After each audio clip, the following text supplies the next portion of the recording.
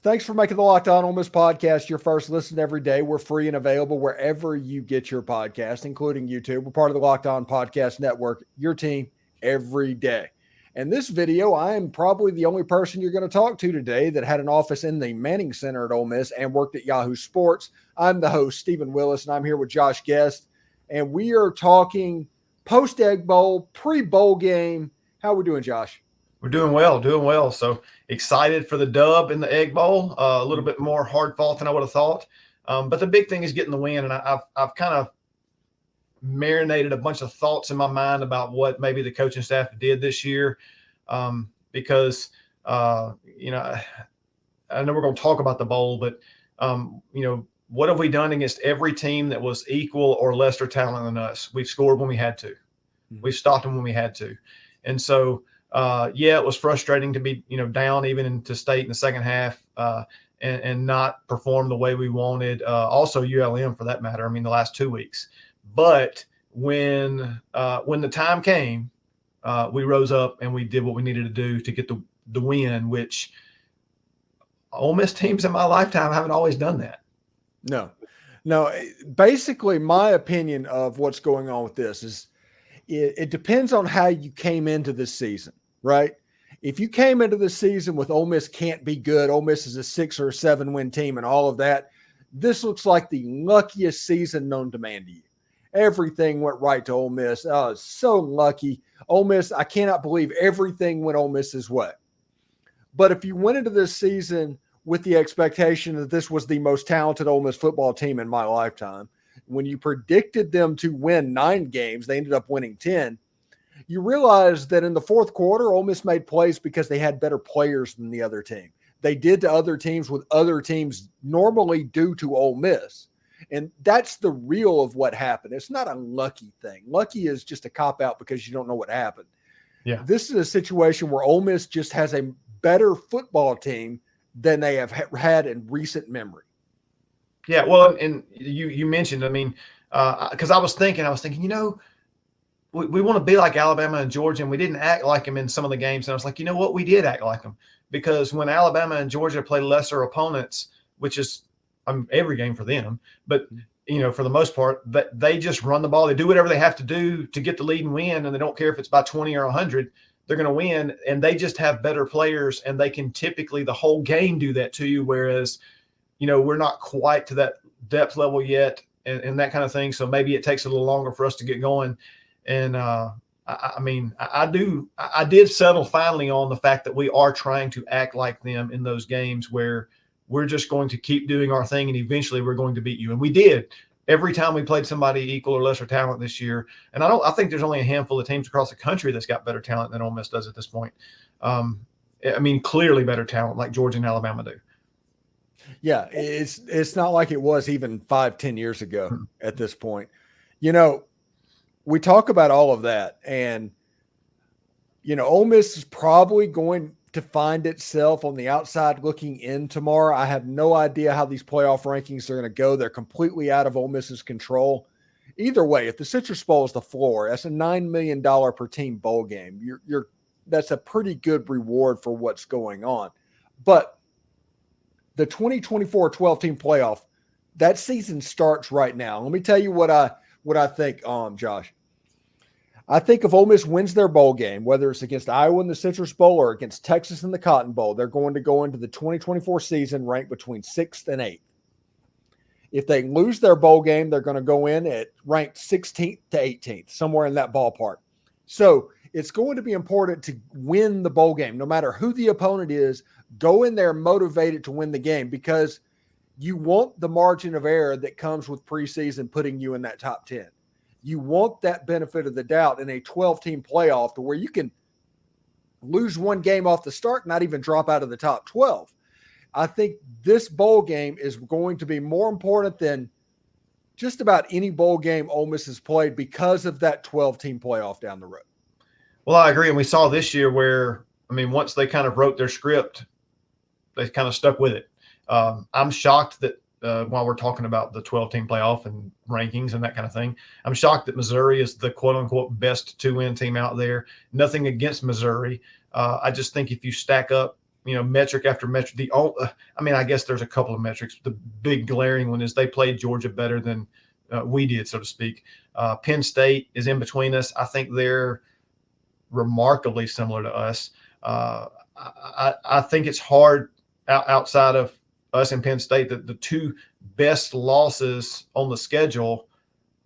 Whose two losses are better than our? And I hate to talk about losses being good, but I just mean to a combined ranking of what we have. The only one compared to it is Penn State.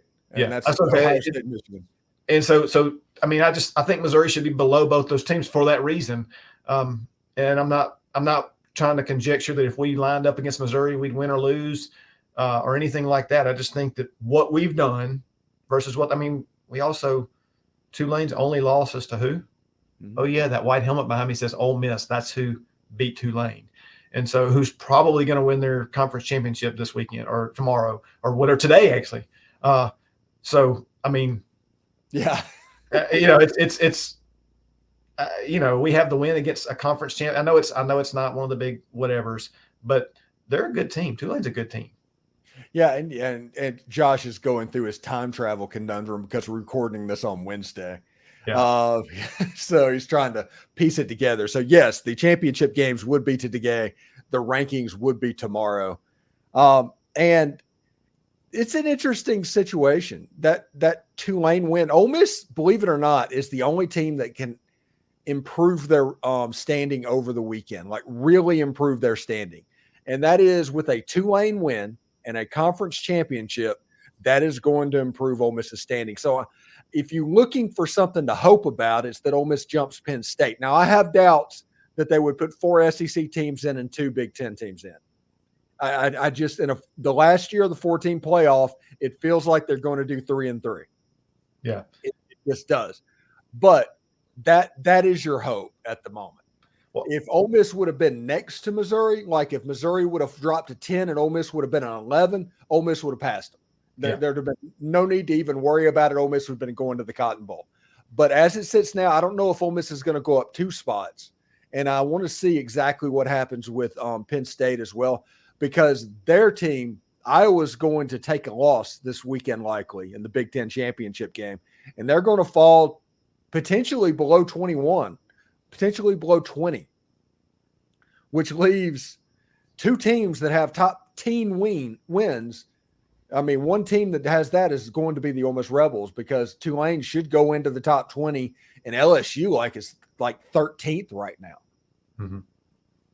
So. Well, and you mentioned Iowa, and I know that's one of our opponents, and I just have to believe we'll do what we've done. I know they have a good defense. I would like to see us against a defense like that, from another conference. What could we do? But the one wild card in all these bowl games is who plays and who doesn't play. Mm-hmm. Who sits, who doesn't. I hope we have a bunch of guys coming back. I know that we don't know, not when we're recording this anyway, but I do hope that the dominoes start to fall, mainly so that Ole Miss can figure out who they want to go get in the portal and recruiting wise and that kind of thing. But I think they have their targets picked out. I think they know or have good feelings about things. And we have, again, I'm going to go back to if Dart comes back, I'm just going to be super excited. And to see a year 3 quarterback with Kiffin, I feel like could just be stupid in a good way, beyond what we've seen with year 2 quarterbacks now already. So kind of excited about that. Yeah, it should be really cool indeed. So what is your bowl preference? What do you want to see this weekend? I mean, obviously win. I think 11 wins. I think winning the bowl game is setting us up for next year, as you talked about, heading into that 12-team playoff. Winning is so big here. Outside of that, I mean, the prestige is nice with the New Year's 6, but again, win the game. Whether it's citrus, even if it's something that you haven't even discussed because something wacky, crazy goes along, and the SEC, does something crazy to us or whatever, whomever the selections are or whatnot, win the game. One of the teams that does scare me, and I think you've mentioned this, is if we went to the Cotton and played Texas. Mm-hmm. Texas is one of those rosters that I shouldn't say scares me, but their roster stands up to being probably bigger than Ole Miss's. more talented top to bottom, more depth, that kind of thing. So that could be problematic. Now, obviously, if we were to go into a game like that and win, that would really, that would be the best case scenario. Yes, but as far as what I'm comfortable with, I'm much less comfortable with that than I am against another team that we could play in that bowl or a different bowl. And so, we hoped for a lot of chaos the last couple of weeks. We didn't really get it. Yeah. We got so close with Florida, Missouri a couple of weeks ago, and then with Alabama, Auburn this weekend. Just two ridiculous plays. And I know they practiced that play, and I kind of questioned rushing 2 about the time the play started. And I said, wait a minute, now they have to guard these receivers for 18 minutes. It's not going to work well. And it didn't work well. Will we get craziness this week? Have we gotten craziness? Is it going to, mess up the rankings and turn everything inside out? I don't know. I kind of hope for it, because I think that gives us a chance to move up. But again, my preference, I want to win. I just want to win. I don't care what bowl it is. And obviously prestige-wise, again, Cotton, Peach, something like that would be great. But, if we go win the Citrus Bowl or go win a different bowl, just go win it. Get to 11 wins and head into next year in such a great, great, great, great position. Yeah, it should be pretty interesting indeed. How do you expect tomorrow to play out? I mean, I'm like you. I'm not expecting 2 teams from any conference, even though they've, Pac-12 heavy, or even with how good a game Michigan, Ohio State was. I mean, I guess there's some chaos that could happen to do that, but I'm expecting, Georgia, Michigan. If Washington can beat Oregon, Oregon can beat Washington, and then, I mean, maybe Florida State, maybe I don't know that Texas can jump that high, but I expect it to be 4 different and not Washington and Oregon, not Ohio State and Michigan, although those are the 2 most likely duos, I think. I definitely don't see Alabama and Georgia in there with the narrative that's been written this year. And if Alabama beats Georgia, it may not be an SEC team at all. They may decide not to put them in there, which would be a travesty. Georgia's they're by far the most talented. Yeah, they're just in a different galaxy and universe than anybody else right now. They're like in that purgatory between the NFL and college football is where Georgia lives at the moment. Yeah. And I mean, I don't know, with all the social media and everything we have now, I'm not sure. I know they're pushing on records and things like that and trying to three-peat and everything else. I mean, how long can it last? I don't know. It's going to be hard to catch them in what we have now. Yeah, it's definitely going to be interesting. And I think the championship game is for the longest SEC winning streak. If beating Alabama, I think if Georgia wins the championship game, they become the longest SEC game winning streak or something like that. It's like 29 or 30 games or something like that. That's just ridiculous. I mean, the gauntlet that is the SEC. I don't care if the East was down this year compared to the West. I know that, like you said, the narrative sometimes people want to say, "Oh, the East, whatever." No, the West was better this year. Just look at the records, look at the head-to-heads, look at any metric you want to look at.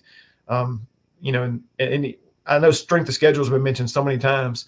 I don't know what it is currently, but I looked a couple of weeks ago at Washington and Oregon and some of those teams out west. And, I mean, they were in the 50s and 60s with their strength of schedule. And I know it went up, especially after Washington and Oregon played, but I think it was the week before that when I looked at it. And I thought, man, they're sitting there trying to compare it with SEC strength. I mean, I did look yesterday, and I think 4 of the top 5 in one thing I looked at, and all 5 of the top, the other were SEC. So I looked at 2 different outlets, and 9 of the, out of 10, 2 top 5s, 9 of them were SEC schools. So, I mean, they can have the narrative they want to have, but the numbers are numbers. And of course, I'm a math guy, so the numbers always speak to me. And the numbers are that we have the toughest conference, period. And so I don't know what will happen, but I mean, if Georgia should just keep winning, and I don't know who's going to catch them. I will say I was in your neck of the woods recently, and I actually wanted to take my phone out and just do on-the-spot interviews with everybody that had a Georgia shirt on in Orlando and ask them, how does it feel to be the fan of a team that just can't lose? I didn't do it, but I really wanted to, and just get some kind of just raw unedited video of some fans. It'd probably look at me funny, but I saw probably 15 or 20 in a 2-day span, kind of out in the parks there, and I thought, man, what is it like? What is it like to be a fan of a team like that just doesn't lose? Who was it? John Calvin that was the predetermination person. Oh yeah. That's Georgia football right now is kind of the predetermination football fan. They're predestined to be the champion. That's right. Yeah. So should be interesting. Anyway, thanks for making the Locked On Ole Miss podcast your first listen every day. We're free and available wherever you get your podcast, including YouTube. We're part of the Locked On Podcast Network, your team every day. Tomorrow, we get to take a break and we'll know exactly where we're going. Thank you so much, Josh Guest, joining us. He comes in every week and spits some fire about Ole Miss sports. Also, big win over North Carolina State during the week. And I think there's about 100 tickets away for the Memphis game that would happen yesterday or this afternoon as you listen to this. But Chris Beard's kind of doing what he was brought here to do.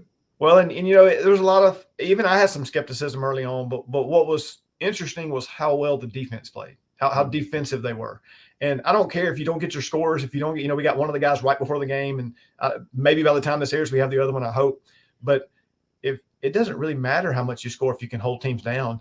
And so, I can't claim to know basketball like people know basketball, but I am a sports fan. And throughout my life, when new coaches come in and they implement systems, once teams sort of figure it out, it kind of if Ole Miss has figured it out, it happened faster, like in a time lapse almost, bam, boom, time warp. But if they figured it out from that game, one game to the next like that, and they can stay clamped in on defense like that and dialed in, wow, they're fixing to make some noise. So I don't know if they'll have beaten Memphis at this point, or other people, how good they'll be throughout the SEC run. But man, if they figure this thing out with him, and I'll say this too, again, I didn't play a college sport. I've been in college, that world, for a long time teaching. And I know that every athlete I talk to, high school is fun, college is work. But the video they played when I went to it was the first Ole Miss game this year, I think. The video they played of the guys out working and getting ready for the season, it just spoke to me. It was something that I didn't expect. And some of the shots they had of the work that those young men were putting in and what Beard was putting them through, and not in a negative way, but in a way to get them ready and to fight and to beat. And I don't mean fight negative either. I mean to fight through adversity.